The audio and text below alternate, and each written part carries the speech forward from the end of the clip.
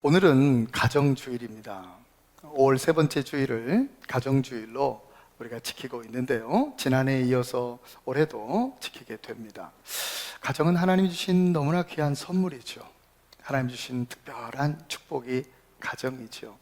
각 가정에, 특별히 오늘 예배하는 모든 성도들의 가정에 하나님의 놀라운 은혜가 가득 하시기를 주님의 이름으로 축원드립니다. 자, 본문 말씀은요, 전도서 말씀이에요. 전도서 5장 18절에서 20절까지 말씀이 오늘 본문인데요, 여러분, 전도서는요 특징이 있어요. 어떤 특징이 있냐면, 전도서를 쓴 사람이 누구냐면 다윗의 아들 솔로몬입니다. 솔로몬이 인생을 다 살고 인생 말미에 쓴 책이 전도서입니다. 그는 인생 말미에 자신의 인생을 돌아보고 또 자신이 겪은 수많은 인생들을 기억하면서 인생의 허무함, 인생의 무익함에 대해서 많은 이야기들을 들려주는 책, 이것이 전도서라고 하는 책입니다.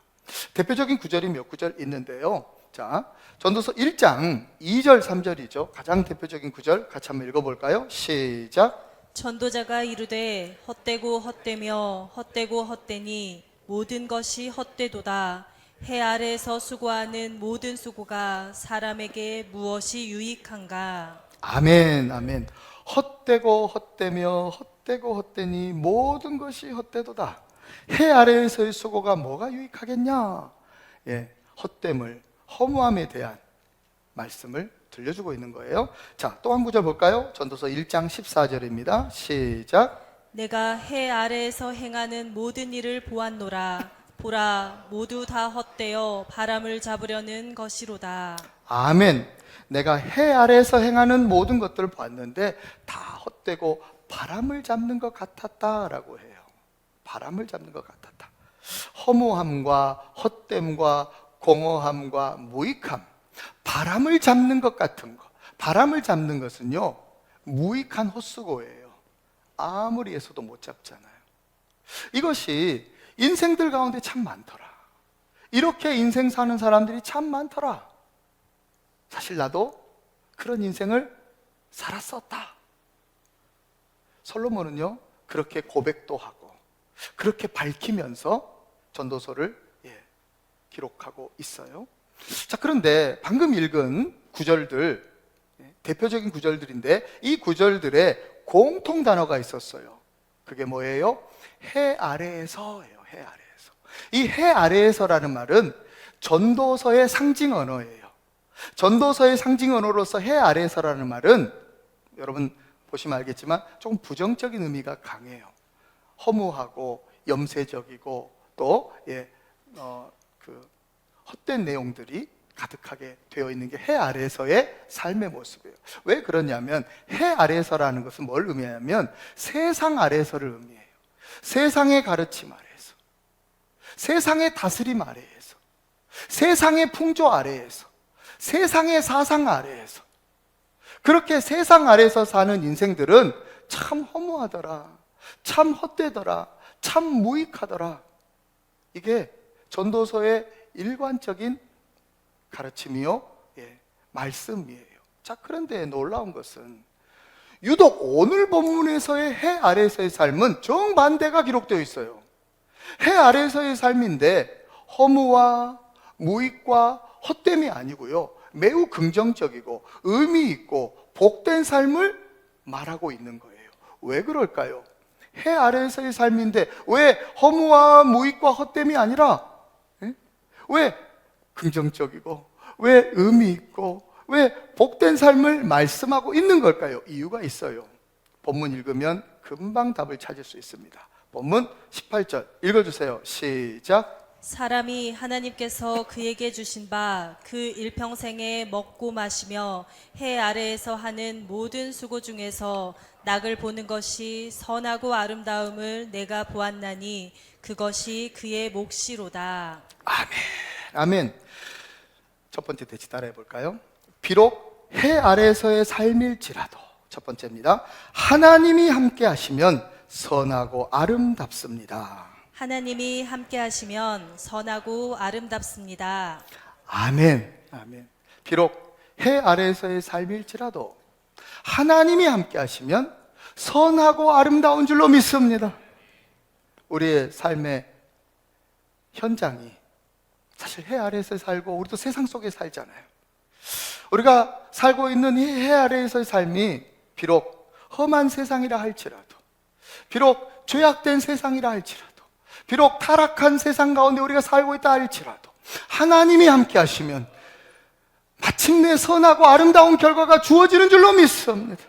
성경 한번 볼까요? 성경 증명해 드릴게요. 전도서 2장 24절 한글 버전으로 읽읍시다. 자, 시작. 사람이 먹고 마시며 수고하는 가운데서 심령으로 낙을 누리게 하는 것보다 나은 것이 없나니 내가 이것도 본즉 하나님의 손에서 나는 것이로다. 아멘, 아멘. 하나님의 손에서 나오는, 하나님의 손에서 역사하시는 게 있대요. 수고 가운데 낙을 보게 하는 거, 하나님 그 같은 역사를 이루어 주신다는 거예요. 자, 로마서 8장 28절입니다. 시작. 우리가 알거니와 하나님을 사랑하는 자 곧 그의 뜻대로 부르심을 입은 자들에게는 모든 것이 합력하여 선을 이루느니라. 아멘, 아멘. 하나님이요, 당신을 사랑하는 자에게는 모든 것이 합력하여 결국 선을 이루게 해주신다고 약속하는 거예요.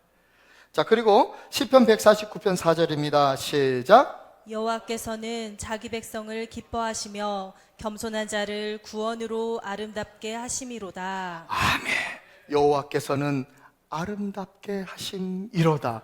사랑하는 여러분, 우리가 비록 해 아래에서의 삶으로 수고가 있고 고통이 있고 어려움이 있다 할지라도 하나님이 함께 계시기에, 하나님이 함께 계시기에 반드시 낙을 보게 될 것이고 결국 선을 이루게 될 것이고 마침내 아름다운 결과가 주어질 줄로 믿습니다.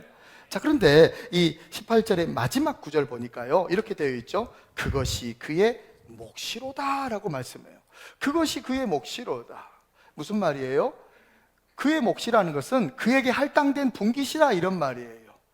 이것이 모두에게 주어진 게 아니라 자기 분깃으로 할당된 사람들에게 주어지는 거예요. 그렇다면 이게 할당된 분깃으로 주어지는 사람 어떤 사람일까요?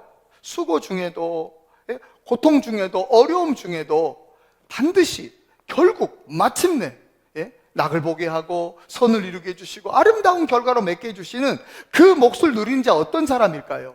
누구냐면 하나님이 함께 하신다를 굳세게 믿는 자예요. 우리 예수님 말씀하셨어요. 너희는 마음에 근심하지 말라. 하나님을 믿으니 또 나를 믿으라고 하셨어요. 히브리서에서는 이런 말씀하죠. 믿음은 바라는 것들의 실상이요 보이지 않는 것들의 증거라고 하셨어요. 사랑하는 성도 여러분, 비록 내 눈에 보이진 않지만 하나님이 나와 함께 하시기에 내가 비록 이 험한 세상, 이 해 아래에서의 삶, 그래서 수고가 있고 고통이 있고 어려움이 있을지라도 하나님이 함께 계심을 굳세게 믿음으로 말미암아 반드시 낙을 보는 사람, 결국 선을 이루어내는 사람, 마침내 아름다운 결과가 주어지는 인생들이 저와 여러분이 되시고 저와 여러분의 가정들이 되시기를 주님의 이름으로 축원합니다. 두 번째는요, 우리 본문 19절 말씀 읽읍시다. 시작. 또한 어떤 사람에게든지 하나님이 재물과 부요를 그에게 주사 능히 누리게 하시며 제 몫을 받아 수고함으로 즐거워하게 하신 것은 하나님의 선물이라. 아멘, 아멘. 즐거워하게 하신 것은 하나님의 선물이라. 즐거워하신 것은 하나님의 선물이라. 자, 두 번째 대지 따라하겠습니다. 비록 해 아래에서의 삶일지라도, 두 번째, 하나님이 함께 하시면 즐겁습니다. 하나님이 함께 하시면 즐겁습니다. 아멘, 아멘. 본문 보니까요, 또한 어떤 사람에게든지 하나님이 재물과 부요를 그에게 주사고 말씀해요. 재물과 부요를 그에게 주사. 여러분, 이 세상에는요, 재물과 부요가 많은 사람들이 있어요. 부자들이 있지요. 부자들. 세계적인 경제 전문지죠. 블룸버그의 이 보도 자료에 의하면, 발표에 의하면 전 세계 10대 부자들, 이 10대 부자들은 8명이 미국에 살고요, 2명이 다른 나라에 사는데 이 10대 부자들의 공통점이 있다고 분석해 놨어요. 어떤 공통점이냐면 모두 다 자수성가한 부자들이라는 거예요. 자기 스스로 일구어내서 마침내 부자 된 사람들. 자, 그런데 우리나라는 다르대요. 우리나라 대한민국에 10대 부자들이 있는데 이 10대 부자들은 단 한 사람도 자수성가형 부자가 없대요. 현재 10대 부자들 모두 다 부모 잘 만나서 상속받은 부자들이에요. 자, 그렇다면 이 세상, 이 해 아래서의 세상에 부자들 두 종류가 있는 거죠. 시대를 잘 만나서 자수성가형으로 부자 된 사람. 두 번째는요, 부모 잘 만나서 상속으로 부자 된 사람들. 두 종류의 부자가 있어요. 그런데 오늘 성경은요, 제3의 부자가 있다는 사실을 알려줘요. 시대 잘 만나서 자수성가로 부자 된 것도 아니고, 부모 잘 만나서 상속으로 부자 된 것도 아니고요. 어떤 부자냐면 하나님 잘 만나서 부자 된 사람이 있대요. 하나님이 재물과 부요를 능히 주시는 하나님의 선물 받은 사람이 있다는 거예요. 근데 놀라운 사실은 이 선물은 특정인에게 주어지는 게 아니라 어떤 사람에게든지 하나님이 주실 수 있다는 거예요. 질문해 보겠습니다. 이 하나님의 선물 받고 싶어요? 안 받고 싶어요? 받기 싫은 사람만 손 내려보세요. 거짓말들 하고 계세요. 사실 선물은요, 주는 사람 마음이에요. 그렇죠? 그게 선물인 거죠. 그렇잖아요. 하나님 마음이에요. 하나님의 선물은 하나님이 주시겠죠. 그런데 어떤 사람에게든지 하나님이 능히 주실 수 있다 했으니까 하나님께 구하면 주시지 않겠어요, 여러분? 우리 예수님 이런 말씀하셨거든요. 구하라 그리하면 주시리라 하셨어요. 심지어 야고보서에서는 어떤 말씀이 있냐면 너희가 얻지 못함은 구하지 아니하였기 때문이라고 하셨어요. 여러분, 우리가 주님 앞에 하나님, 저에게 재물이 필요하고 저에게 부요함이 필요합니다. 우리 가정에 하나님 이 선물 주시옵소서 기도하면 하나님이 안 들어주시겠냐고요. 하나님이 들어주실 수 있지 않겠냐고요. 근데 물론 다 들어주시는 거 아니에요. 우리가 마음껏 기도한다고 다 들어주신 건 아니에요. 아주 중요한 말씀이 있죠. 자, 그 야고보서 말씀, 야고보서 4장 바로 그 다음 절에 이렇게 되어 있어요. 제가 읽어드릴게요. 들어보세요. 구하여도 받지 못함은 정욕에 쓰려고 잘못 구하기 때문이다 라고 말씀해요. 하나님은요, 아시는 거예요. 우리가 구할 때 얘가 욕심 부리고 있구나 아는 거예요. 얘가 잘 구하고 있구나, 바른 기도 제목이구나, 이 아이에게는 이런 비전이 있구나. 하나님은요, 우리를 잘 아세요. 그래서 필요하게 하나님 응답해 주시죠. 근데 우리가 정욕에 쓰려고 우리 욕심으로 우리가 뭔가를 뭔가를 좀 우리 마음껏 해보려고 하나님께 기도하면 그거 안 들어주시지 않겠어요? 그러나 하나님은 우리를 잘 아시기 때문에 우리에게 필요한 하나님의 선물 반드시 주실 줄로 믿습니다. 여러분, 구해보세요. 필요한 것 하나님이 주세요. 우리가 욕심만 아니라면, 정욕으로 쓰려고 하는 것이 아니라면 하나님은 주실 거예요. 기도함으로 하나님의 이 귀한 선물을 받는 복된 성도들의 가정이 여러분들 다 되시기를 간절히 축복합니다. 자, 그런데 오늘 본문의 하나님의 선물은 이 선물만 있는 게 아니에요. 부자 되는 것만 하나님의 선물 아니에요.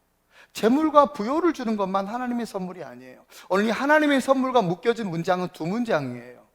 하나님이 어떤 사람에게든지 부요와 재물이라고 하는, 재물과 부요라고 하는 것을 능히 주시는 하나님의 선물로 주실 수도 있는데요, 또 어떤 것이 있냐면 또 자기 몫으로 받은 수고함으로 즐거워하게 하는 것도 하나님의 선물이라고 기록하고 있어요. 하나님의 선물 두 개인 거예요. 부자 되게 해주신 하나님의 선물도 있고, 자기 몫으로 주어진 그 수고를 통해서 즐거워하게 하는 것도 하나님의 선물이라는 거죠. 여러분, 이 하나님의 선물은 동일한 거예요. 동등한 거니까 같이 묶여 있는 거예요.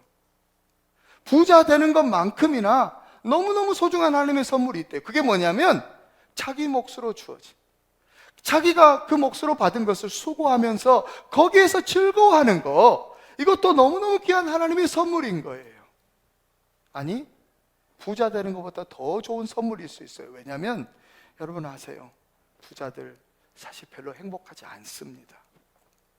편리하게 사는지는 모르지만 행복하게 사는 거 아니에요. 그런데 내게 주어진 것이 좀 보잘것 없어도, 내게 주어진 것이 볼품 없어도, 수고스럽고 불편한 것이 내 삶에 있어도 그 가운데서도 즐거워하면서 사는 사람, 그 가운데서 기쁨으로 즐겁게 살아가는 사람은요, 정말 부자가 느끼지 못한 행복으로 가득한 하나님의 선물일 줄로 믿습니다. 여러분, 그렇다면 그렇게 즐거워하면서 어떻게 살 수 있을까요? 내게 주어진 몫이 적어도, 부족해도, 보잘것 없어도 즐겁게 사는 방법이 뭐가 있을까요? 휴테크 전문가인 명지대학교 교수 김정은 교수가 쓴 책이 있어요. 예전에 쓴 책인데, 뛰는 놈 위에 나는 놈 있고 나는 놈 위에 노는 놈이 있다고 했어요. 즐기는 사람 못 당한다는 거예요. 즐기는 사람. 최상의 인생은 많이 가진 자가 아니라 즐기는 자가 누린다고 해요. 행복은 많이 가진 자가 아니라 즐기는 자가 누리는 거죠. 하나님의 선물, 그래서 부자 되는 선물만큼이나 소중한 게 뭐냐면 즐겁게 사는 거예요. 주어진 목 가운데서도, 수고함 가운데서도, 보잘것없는 가운데서 즐겁게 사는 거. 그럼 어떻게 하면 그럴 수 있을까요? 오늘 본문 잘 보니까요, 이렇게 기록되어 있어요. 본문이요, 수고함으로 즐거워하게 하신 것이라고 되어 있어요. 즐거워하게 하신다. 누가 즐거워하게 하신다는 거예요? 하나님이 즐거워하게 하시는 거죠. 여러분, 우리가 수고 가운데서도, 우리가 주어진 몫이 보잘것 없어도, 우리의 삶의 형편이 불편해도 우리가 즐겁게 살 수 있는 비결이 어디 있냐면 하나님께 있는 줄로 믿습니다. 하나님 때문에 기뻐하고 즐거워한다면 그 어떤 부자가 느낄 수 없는 행복을 느끼게 될 줄로 믿습니다. 이 귀한 선물 받는 그 귀한 가정들이 저와 여러분의 가정 되기를 축원합니다. 말씀으로 증명해 볼까요? 자, 시편 32편 11절입니다. 시작. 너희 의인들아 여호와를 기뻐하며 즐거워할지어다. 마음이 정직한 너희들아 다 즐거이 외칠지어다. 시편 112편 1절입니다. 시작. 할렐루야. 여호와를 경외하며 그의 계명을 크게 즐거워하는 자는 복이 있도다. 아멘. 즐거워하는 자는 복이 있도다. 하나님으로 인하여 기뻐하며 즐거워하는 사람들, 저와 여러분 되기를 축복합니다. 행복은 많이 가진 자가 누리는 게 아니라 즐거워하는 자가 누린대요.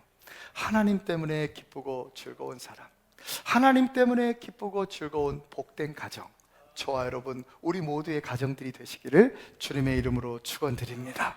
마지막 세 번째는 20절 말씀 읽어주세요. 시작. 그는 자기의 생명의 날을 깊이 생각하지 아니하리니 이는 하나님이 그의 마음에 기뻐하는 것으로 응답하심이니라. 아멘, 아멘. 이는 하나님이 그의 마음에 기뻐하는 것으로 응답하심이니라. 자, 세 번째 대지 따라합시다. 비록 해 아래에서의 삶일지라도, 세 번째, 하나님이 함께 하시면 마음이 기쁩니다. 하나님이 함께 하시면 마음이 기쁩니다. 아멘, 아멘. 이 구절 이렇게 시작하잖아요. 그는 자기 생명의 날을 깊이 생각하지 아니하리니 라고요. 자기 생명의 날을 깊이 생각 안 하겠다는 거예요. 무슨 말일까요? 사는 날을 고민하며 보내지 않겠다라는 말이에요. 내 인생, 내가 사는 날 동안 고민하며 번민하며 고뇌하면서 그렇게 인생 낭비하지 않겠다라는 거예요. 여러분, 사실 그런데 이게 굉장히 좋은 말씀인데 우리 삶 가운데는, 해 아래에서의 삶 속에 왜 고민거리가 없고 근심거리가 없고 번민거리가 없겠어요? 염려가 오고 근심이 오고 걱정이 오는데도 오늘 본문의 이 사람은요, 내 인생을 고민으로 걱정으로 근심으로 안 보내겠다라는 거예요. 그렇다면 어떻게 보낸다는 걸까요? 성경은 일관적인 가르침을 줘요. 우리 삶에 고민이 오고 걱정이 오고 근심이 와도 절대 그렇게 하지 말래요. 예수님 말씀하셨잖아요. 너희는 마음에 근심하지 말라고 했어요. 염려함으로 그 키를 한 자라 더할 수 있겠냐고 하셔요. 그러므로 너희는 내일을 위하여 염려하지 말라고 왔어요. 그렇다면 고민하지 말고, 근심하지 말고, 걱정하지 말고, 염려하지 말고 뭐 하라는 걸까요? 뭐 하라는 걸까요? 기도하라는 거예요. 기도. 인생에 고민거리가 찾아오고, 걱정거리가 찾아오고, 근심거리가 찾아올 때 고민하고 근심하고 걱정하면서 그 인생 낭비하지 말고 기도하라는 거죠. 기도. 우리 잘 아는 복음성가 가사 있잖아요. 기도할 수 있는데 왜 걱정하십니까? 기도할 수 있는데 왜 염려하십니까? 오늘 본문 잘 보잖아요. 그럼 본문 이렇게 되어 있어요. 자, 하반절 제가 읽어드릴게요. 이는 하나님이 그의 마음에 기뻐하는 것으로 응답하심이니라고 말씀해요. 하나님이 그 마음에 기뻐하는 것을 응답은 왜 하신 거예요? 기도했으니까 응답해 주는 거죠. 마음의 기쁨은 기도로 받은 거예요. 오늘 본문의 이 사람은 마음의 기쁨을 기도로 받았어요. 마음의 기쁨은 기도의 응답으로 오는 거예요. 여러분, 마음의 기쁨 너무너무 중요한데 기억하세요. 마음의 기쁨은 기도로 왔고 기도의 응답으로 왔다는 사실을. 해 아래 사는 사람, 세상 속에 사는 사람들은요, 염려가 오고 걱정이 오고 근심이 오면 염려와 걱정과 근심으로 인생을 낭비해버려요. 그러나 우리는 해 아래 사는 게 아니라 주 안에 살기 때문에 우리는 염려와 근심과 걱정이 오면 주님께 기도함으로 마음의 기쁨을 얻는 사람들 되기를 축원합니다. 주 안에 있는 나에게 딴 근심이 있으랴. 십자가 밑에 내 짐을 풀었네. 내 짐을 풀었네. 아멘, 아멘. 사랑하는 성도 여러분, 사랑하는 성도 여러분, 사랑하는 성도 여러분, 우리 인생 가운데 근심이 찾아오고 걱정이 찾아오고 염려거리가 찾아올 때 그 근심의 짐, 그 염려의 짐, 그 걱정의 짐을 십자가 앞에 나아가 기도로 내려놓기를 축복합니다. 그러면 그 주님이 그 모든 것들을 다 해결해 주셔서 우리 마음의 기쁨을 응답해 주실 줄로 믿습니다. 강주미 목사님이 쓰신 책이 있어요. 난관을 돌파하는 기도라는 책이에요. 굉장히 좋은 기도책입니다. 꼭 사서 읽어보시면 좋겠는데요, 이 책에 나오는 내용입니다. 강 목사님 이런 말씀하세요. 예수님의 십자가는 더하기 모양을 하고 있습니다. 그러므로 예수님은, 우리가 십자가 앞에 나아가면 우리 예수님은 우리의 필요를 더하여 주십니다. 우리가 십자가 앞에 나아가 예수님께 기도하면 우리 예수님은 축복을 더해 주십니다. 우리가 십자가 앞에 나아가 예수님께 기도하면 우리 예수님은 은혜를 더하여 주십니다. 우리가 십자가 앞에 나아가 예수님께 간구하면 우리 예수님은 자비를 더하여 주십니다.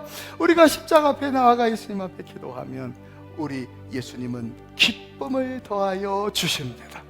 또한 십자가는, 예수님의 십자가는 대체해 주시는 곳입니다. 우리가 예수님께 기도로 십자가 앞에 나아가면 우리 예수님은 질병을 건강으로 대체해 주십니다. 우리 예수님은 절망을 소망으로 대체해 주십니다. 우리 예수님은 저주를 축복으로 대체해 주십니다. 우리 예수님은 죄책감을 죄 용서의 기쁨으로 대체해 주십니다. 사랑하는 성도 여러분, 사랑하는 성도 여러분, 여러분의 인생에 난관이 찾아왔습니까? 여러분의 가정에 어려움이 찾아왔습니까? 예수님의 십자가 앞에 기도로 나아가 보십시오. 우리가 기도하면 그 난관은 기적을 일으키는 매개체로 바뀌게 됩니다. 그 어려움은 축복을 가져다 주는 도구로 바뀌게 됩니다.